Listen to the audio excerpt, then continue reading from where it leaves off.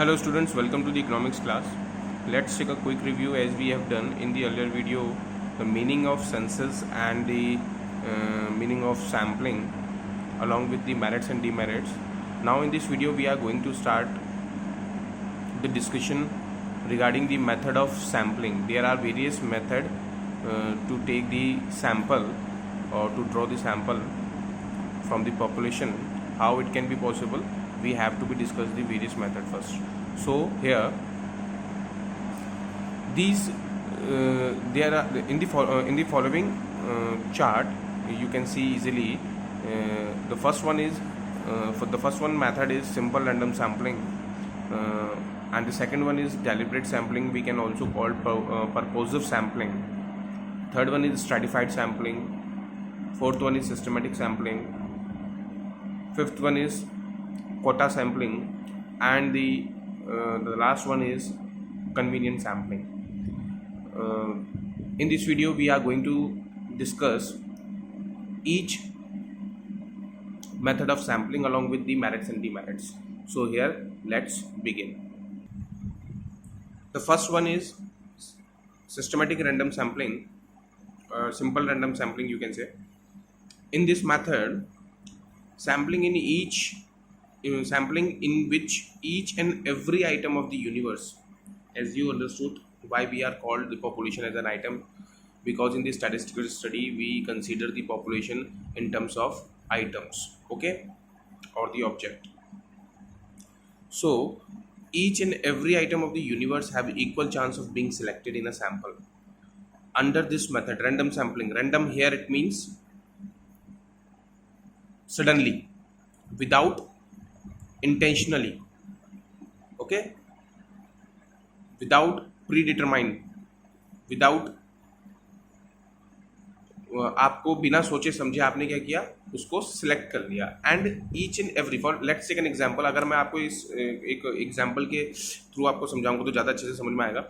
एक क्लास में 50 बच्चे हैं, है ना, 50 की स्ट्रेंथ है एक क्लास में, और आपका क्लास टीचर या दूसरा स्पोर्ट्स टीचर आपके क्लास में आता है और आपको क्या करता है, रेंडमली क्या करता है, स्टूडेंट को सिलेक्ट कर लेता है फॉर द पर्पज ऑफ किसी भी पर्पज के लिए. वो क्या कर रहा है, स्पोर्ट्स टीचर आपको क्या कर रहा है, क्लास में आ रहा है, एंटर कर रहा है, और 50 की स्ट्रेंथ में क्या कर रहा है, वो किसी भी बच्चे को सिलेक्ट कर सकता है. तो उसको हम क्या बोल सकते हैं, रैंडम सैम्पलिंग बोल सकते हैं. And each and every student in the class, है ना, have the equal chance to be of being selected in the selected by the teacher, okay, sports teacher. तो here under this method each and every item of the universe have equal chance of being selected as a sample. This method is mostly used when the various items of the universe are homogeneous or identical to each other. ये तभी possible है जब आपके पास जो data होगा, है ना, वो आपका जो पॉपुलेशन होगी वो क्या होगी, होमोजीनियस होगी, ओके. जो आइटम्स हैं आपके वो क्या हो, होमोजीनियस हो, सिमिलर हो, तभी ये मेथड क्या है, बहुत ज़्यादा सुटेबल होगा और फ्रूटफुल होगा. For let's take an example. जैसे कि लॉटरी मेथड की अगर हम बात करें, लॉटरी मेथड आपने देखा होगा कि उसमें क्या है, एक बकेट में आपके बहुत सारे क्या है, चिट्स हैं, और उन चिट्स को आप क्या कर रहे हो, आपने फोल्ड करके नाम लिखा है या नंबर्स लिखे हैं, कुछ भी लिखे हैं, आपने उसके अंदर बकेट के अंदर डाल रखे हैं. तो जब आप क्या करोगे, किसी को कहोगे कि आप उसको उसमें से कोई भी एक चिट उठाइए, तो उसमें से क्या है, सारी चिट्स का क्या है, इक्वल चांस होगा कि कोई सी भी चिट सिलेक्ट हो सकती है. तो एक एग्जांपल है, ओके, लॉटरी मेथड का जो हमने इसमें बताया. सिमिलरली जैसे इसमें बताया भी है, lottery method, in this method paper slip are made for each item of the universe. These slips are shuffled in a box and some of these slips are drawn to form a sample of the universe. Okay. Now come to the second one example, table of random numbers. एक table होती है, उसमें random numbers होते हैं, उसमें से आप कोई से भी नंबर सेलेक्ट कर सकते हो. जैसे कि आपने देखा होगा हॉर्स राइडिंग वगैरह में एक बोर्ड होता है बहुत बड़ा, उसमें नंबर्स लिखे जाते हैं, है ना. वो आप क्या करते हो, उसमें से सिलेक्ट कर लेते हो, और वो सिलेक्ट कोई भी हॉर्स राइडर क्या हो सकता है, उसमें आपने अगर पैसा लगाया तो वो जीत सकता है. तो ये क्या है, एक तरह से आपका सट्टेबाजी भी होती है. तो अगर हम बात कर रहे हैं टेबल ऑफ रैंडम नंबर्स की बात कर रहे हैं, under this method all the item of the universe are first arrange in a order in a systematic manner. Then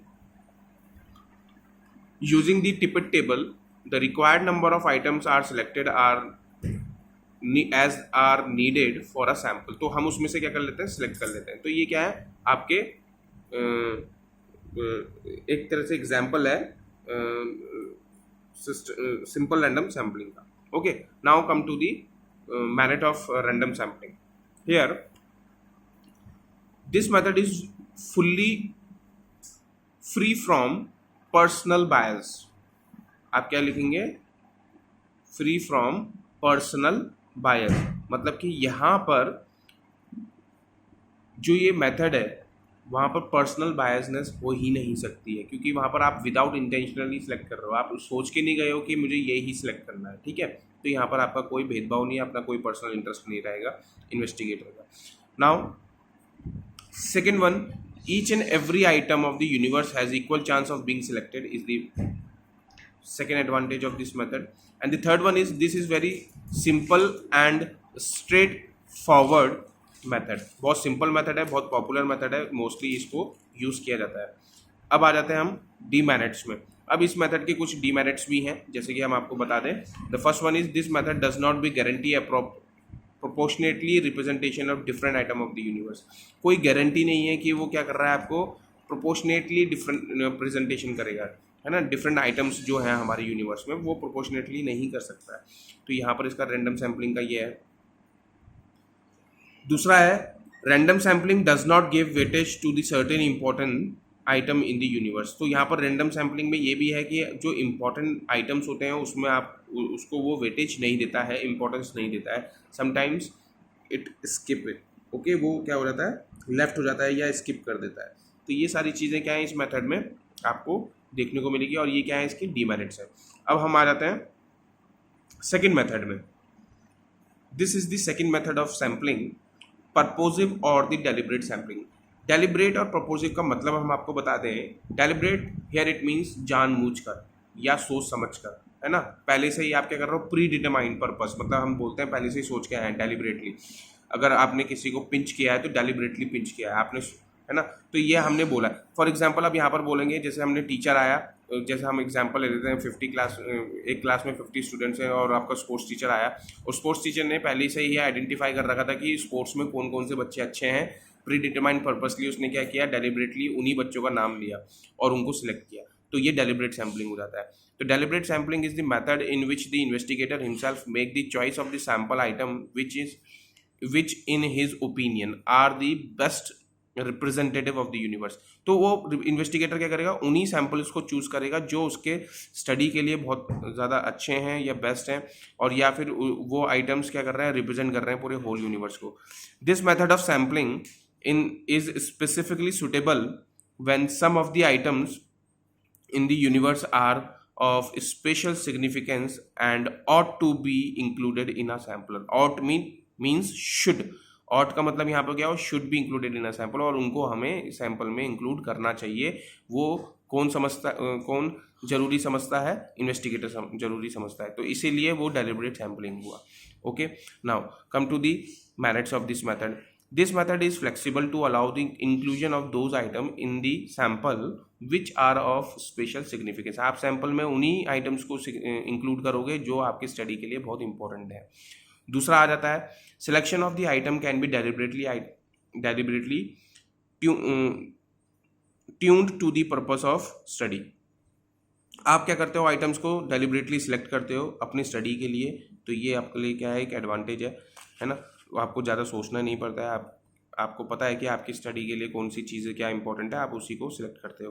third आ जाता है it is very simple technique of selection of the item. तो यहाँ पर क्या कहेंगे आप, simple technique लिखेंगे जो आप इसको यूज़ कर सकते हो मेथड को at the time of taking a sample. These are the merits of this method. Now we are going to discuss the demerits of it. There is a possibility of personal bias। सबसे पहले अगर आप deliberately select कर रहे हो तो कहीं ना कहीं किसी के साथ भेदभाव भी हो सकता है। ज़रूरी नहीं जो बच्चा स्टूडियस हो वो गेम्स में अच्छा ना वो हो सकता है कि वो गेम्स में भी अच्छा हो या ऑलराउंडर हो। तो यहाँ पर अगर स्पोर्ट्स टीचर उसको सिलेक्ट नहीं करता है तो वहाँ पर उसका क्या हो जाता है, पर्सनल बायसनेस हो सकता है। तो यहाँ पर हमने ये पढ़ा। सेकेंड पॉइंट आप पढ़ सकते हैं इसमें, a reliability of the result become doubtful because of the personal biasness. जो आप रिलायबिलिटी अगर हम बात करें भरोसेमंद की, हम जो डेटा हम जो सैंपल ले रहे हैं वो क्या हो सकता है, डाउटफुल हो सकता है बिकॉज ऑफ पर्सनल बायसनेस। तो ये क्या है, इसके डीमेरिट्स हैं। Okay, in short deliberate sampling की अगर हम बात करें, investigator select the some representative unit of the population, this is known as deliberate sampling. ये एक तरह से डेफिनेशन है। अब आ जाते हैं next one. The third method of sampling is the stratified sampling. Stratified sampling का मतलब क्या होता है कि ग्रुप बना देना, एक छोटे छोटे ग्रुप बना देना जो सिमिलर, जैसे हमने क्या कहा कि एक बैग में आपके मल्टी कलर्स के बॉल हैं, आपने क्या किया, उन्हीं सेम कलर की बॉल्स को एक एक क्या बना लिया, ग्रुप में बना लिया, क्लासिफाइड कर लिया, तो उसका स्ट्रेटा बोलते हैं हम। स्ट्रेटा माने स्मॉल ग्रुप बना लेना, या एक स्ट्रेटा या स्ट्रेटिफाइड को हम ग्रुप ही बोलते हैं, स्मॉल ग्रुप बना लेना। तो इस मेथड में क्या है, सैम्पलिंग किस तरह से काम करती है वो हम बताते हैं। Where there is a heterogeneous जेनेटी इन दी पॉपुलेशन, जब आपका क्या होता है, पॉपुलेशन डाइवर्स होती है और हेट्रोजीनियस होती है, अलग अलग होती है, then the population is divided into the sub group. तो आप पॉपुलेशन को क्या करते हो, सब ग्रुप में डिवाइड कर लेते हो। सिमिलर काइंड ऑफ कैरेक्टरिस्टिक के जो ग्रुप ऑफ पॉपुलेशन होती है उसको एक ग्रुप में डाल देते हैं, then the other group. Okay, and then from the among every subgroup the sample is selected with the help of the random sampling। और हर एक ग्रुप में से आप क्या करते हो, रैंडमली एक एक सिलेक्शन कर लेते हो। But they should be in a proportion, आप क्या करोगे, प्रोपोर्शनेटली उसको सिलेक्ट करोगे। ऐसा नहीं कि किसी ग्रुप से आपने ज़्यादा ले लिया, किसी ग्रुप से कम ले लिया। Under this method is a combination of first and second method. अगर हम बात करें किसकी, स्ट्रेटिफाइड सैम्पलिंग की, तो स्ट्रेटिफाइड सैम्पलिंग क्या है, is a combination of simple random sampling and the deliberate sampling. Okay, इसका कॉम्बिनेशन है। Now because of being unbiased this representation is more accurate. और ये क्या है, अनबायस्ड होने के ना होने के वजह से ये जो मेथड है आपका बहुत ज़्यादा एक्यूरेट है। ठीक है, आपका बायस नहीं है, अनबायस्ड है। तो ये बहुत अच्छी बात है हमारे इस मेथड में, स्ट्रेटिफाइड सैम्पलिंग में। अगर आपकी पॉपुलेशन हेट्रोजीनियस और डाइवर्स है तो आप इस मेथड को यूज़ कर सकते हैं। अब हम इस मेथड के क्या पढ़ेंगे, मेरिट्स एंड डीमेरिट्स पढ़ेंगे। अब देखिए स्ट्रेटिफाइड सैम्पलिंग के मेरिट्स क्या हैं। This method cover diverse characteristics of the population. सबसे पहले तो ये है कि आपका होमोजीनियस नहीं है, डाइवर्स हेट्रोजीनियस पॉपुलेशन है, तो आपको कैरेक्टरिस्टिक्स जो मिलेंगी आपको लोगों के अंदर या अपनी स्टडी में जो आपको कवर करना है वो आपको अच्छी मिलेंगी। तो डाइवर्स कैरेक्टरिस्टिक्स आपको पॉपुलेशन में मिल जाएगी। दूसरा है with the help of the diverse feature of the population comparative analysis of data can be possible. तो आप क्या कर सकते हो, एक दूसरे को कंपेयर कर सकते हो। जैसे आप मार्केट में जाते हो तो कोई चीज़ खरीदने के लिए तो आप कंपेयर करते हो, because you have wide variety of choice. Then in this method also you if the population available in the form of heterogeneous, then you can easily compare it with each other. Okay, the third one is it is more reliable method। तो ये हमने क्या पढ़ा, इसके merits पढ़े। अब आते हैं डीमेरिट्स। डीमेरिट्स क्या है इसके, देखिए this method is suitable only when there is a complete knowledge about the diverse characteristic of the population. If the investigator have complete knowledge about the diverse characteristic of population, then you will be opt this method, otherwise you will not prefer it.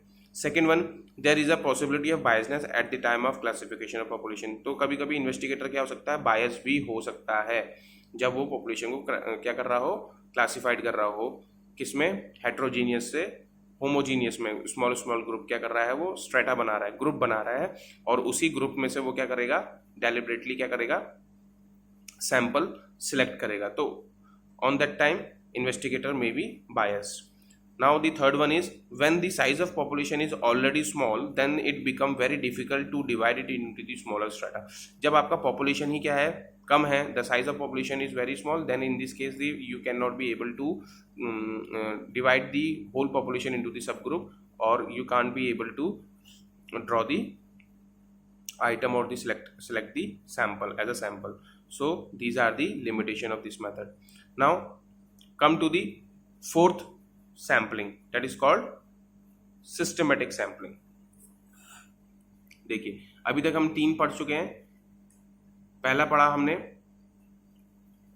Simple random sampling, दूसरा पढ़ा हमने deliberate प्रोपोजिव sampling, third पढ़ा हमने stratified sampling, जो आपका first और second का combination है। ओके, अब हम पढ़ रहे हैं फोर्थ सिस्टमेटिक सैम्पलिंग। अब सिस्टमेटिक सैम्पलिंग क्या होता है? आप सिस्टमेटिकली सैंपल को सिलेक्ट करते हो। कैसे? In this method unit of population are first arrange in a systematic manner in a serial wise और अकॉर्डिंगली टू दी, हम उसको अरेंज किसके समय करते हैं? जैसे कि टाइम के समय, प्लेस के समय, सिचुएशन के समय, then the sample are being selected. अब यहाँ पर क्या करेंगे? जैसे समय के साथ आपने क्या किया, पॉपुलेशन को समय के साथ आपने बांट दिया, या फिर आप प्लेस के हिसाब से north area, south area, east area, west area के हिसाब से आपने पॉपुलेशन को डिवाइड कर दिया, या फिर आप क्या कर रहे हो? सिचुएशन के हिसाब से। तो ये हमारा सिस्टमेटिकली सैम्पलिंग होता है और उसमें से आप क्या करते हो? सैंपल को सिलेक्ट कर सकते हो। अब हम इसकी मेरिट्स पढ़ते हैं। मेरिट्स क्या है? This is very simple method, sampling is very easily to determine. Sample is easily to determine मतलब क्या हो गया? यहाँ पे आप आराम से क्या कर सकते हो? सैंपल को सिलेक्ट कर सकते हो।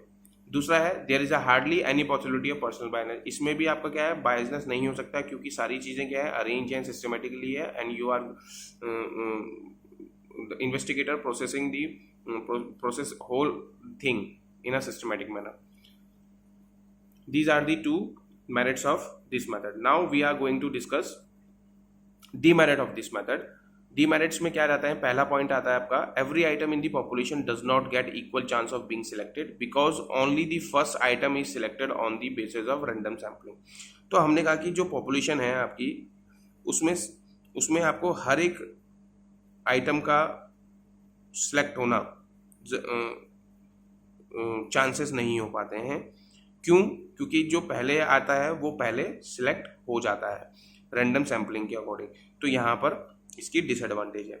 दूसरा ये है कि if all the item in the population are homogeneous, अगर सारे आइटम्स क्या हैं, पॉपुलेशन क्या है, अवेलेबल है किसमें? होमोजीनियस में, सिमिलर हैं, सेम काइंड के हैं, तो ये आपके लिए कोई यूजफुल नहीं रहेगा। In this method sampling serve no specific purpose. Okay, then it will be not so much fruitful. तो यहाँ पर सभी एक तरह से, तो आप सैंपल क्या करोगे? उसमें से ड्रॉ करके, है ना? तो यहाँ पर ये इसीलिए क्या है, इसके डिसएडवांटेजेस हैं। तो हमने अभी तक 4 मेथड ऑफ सैम्पलिंग डिस्कस कर लिए हैं। अब आ जाता है नेक्स्ट वन, 5th सैम्पलिंग जो है आपका कोटा सैम्पलिंग है। इस कोटा सैम्पलिंग में क्या होता है वो हम आपको बताते हैं। Under this method population is divided into the different groups. वहाँ पर जैसा हमने स्ट्रेटिफाइड बताया था, स्ट्रेटिफाइड की तरह ही इसके भी कुछ कैरेक्टरिस्टिक सेम है। हम पूरे पॉपुलेशन को डिफरेंट ग्रुप्स में डिवाइड कर देते हैं according to the different characteristics of the population. जिससे जैसे डिफरेंट कैरेक्टरिस्टिक्स होंगी उसी के हिसाब से हम क्या करेंगे? पॉपुलेशन को भी डिवाइड कर देंगे। Some percentage of different group in total population is fixed. तो हम क्या कर देते हैं? कुछ परसेंटेज जो डिफरेंट ग्रुप्स होते हैं उनको हम क्या कर देते हैं? फिक्स कर देते हैं। Furtherly some quota of the item to be selected as a sample, उसमें से फिर हम सिलेक्ट करते हैं। Item is fixed for each group, और उसको हम क्या कर देते हैं? फिक्स कर देते हैं कि इतना सैंपल इसमें से हम निकालेंगे। The investigator select the fixed number of item from each group to frame a sample. This is the quota sampling. तो ये आपका बोलता है। नाउ इसके मेरिट्स क्या बोलते हैं? This method is not very expensive, बहुत कम पैसा या खर्चों में ये आप कर सकते हैं। दूसरा है इसका डीमेरिट्स। इसमें आपका एक ही मेरिट है। डीमेरिट क्या है इसके? देखिए, high possibility of personal biasness सबसे ज़्यादा ये है, और दूसरा क्या है? रिलायबिलिटी भी आपको कम मिलेगी, means questionable. Reliability of the result become questionable. So these are the quota sampling. Now the last one is convenient sampling. Convenient sampling, जैसा आपको पता है, कन्वीनियंट मीन्स इजी, है ना? आपके लिए बहुत इजी होगा। जैसे आप कन्वीनियंटली आप कहाँ से आप डेटा कलेक्ट करोगे? तो मैंने बोला कि अगर आप आपके ऑफिस के बगल में ही आपके सामने स्कूल है और आपको स्कूल के बच्चों से डेटा कलेक्ट करना है, तो आप वहीं से जाके क्या करोगे? डेटा कलेक्ट कर लोगे या सैंपल ले लोगे। तो under this method sample are picked according to the convenient. जैसे आपकी कन्वीनियंट होगी वैसे ही आप क्या कर सकते हो? सैंपल ले सकते हो। जैसे कि scientifically this method is more defective अगर हम बात करें, and lack of the representative sampling. तो यहाँ पर क्या है, इसका इतना साइंटिफिकली इसको अच्छा प्रूफ नहीं किया जाता है, डिफेक्टिव माना जाता है, और लैक ऑफ रिप्रेजेंटेशन भी माना जाता है। इसके मेरिट्स एंड डीमेरिट्स अभी हम नहीं पढ़ रहे हैं इसमें, क्योंकि इसके मेरिट्स एंड डीमेरिट्स नहीं है। अब हम पढ़ेंगे reliability of sampling method, sampling data की। हम रिलायबिलिटी पढ़ रहे हैं कि रिलायबिलिटी क्या है। जितने भी हमने डेटा पढ़ा है, मतलब कि जितने भी हमने मेथड पढ़े हैं अभी तक, 6 मेथड हमने पढ़ चुके हैं सैंपल ड्रॉन करने के, उसमें से उसके हम रिलायबिलिटी पढ़ रहे हैं कि which method is more reliable for you. The first one is reliability of sampling depend upon the size of the sample. If its size is very small, it fails to be represent the population. अगर पहले से ही sample size बहुत छोटा है तो वो क्या करेगा, रिप्रेजेंट नहीं करेगा, कंक्लूजन आप ड्रॉ नहीं कर पाओगे, आपका रिजल्ट जो होगा वो रॉन्ग होगा। ओके, तो इट लूज दी रिलायबिलिटी। सबसे पहले आपको ध्यान में ये रखना है सैंपल लेते समय, सैंपल मेथड को चूज करते समय। दूसरा है, if the method of sampling is not proper then it will not adequately represent the population. अगर आपने मेथड चूज अच्छे से नहीं किया है, अप्लाई नहीं किया है, if there is a lack of the knowledge of the method, then the result will be totally wrong. Okay, third one is if the personal biasness of the correspondent. अगर क्या है, जहां से आप इन्फॉर्मेशन ले रहे हैं, जो आपको इन्फॉर्मेशन दे रहा है, कॉरेस्पॉन्डेंट जो दे रहा है वो पहले से ही आपको गलत इन्फॉर्मेशन दे रहा है, then it will be totally useless. Enumerator should be less than the sampling data will be more reliable, otherwise it will be suffer। चाहे वो कॉरेस्पॉन्डेंट हो चाहे वो इन्यूमिनेटर हो, वो आपका क्या होगा, अनरिलायबल होगा। फोर्थ वन है, reliability of sampling depend upon the training of investigator. If they are not train then a sample will lack of reliability. अब यहाँ पर हम क्या बोलेंगे, रिलायबिलिटी अगर हम बात करें किसके ऊपर डिपेंड करती है, ट्रेंड इन्वेस्टिगेटर के ऊपर डिपेंड करती है कि वो कितना ट्रेंड है, कितना एजुकेटेड है, कितना नॉलेजेबल है। If he not trained then the sample will lack of reliability, जो हमने आपको बताया। तो ये हमने क्या बताया, कुछ रिलायबिलिटीज बताए आपके sampling before to choose the sampling method. I hope you understood the whole topic, the method of sampling. Later you have to be later on we will be discuss the difference between the senses and sampling, and you can also do it yourself if you understand the whole topic. If you have any doubt you may ask him. Okay, thank you.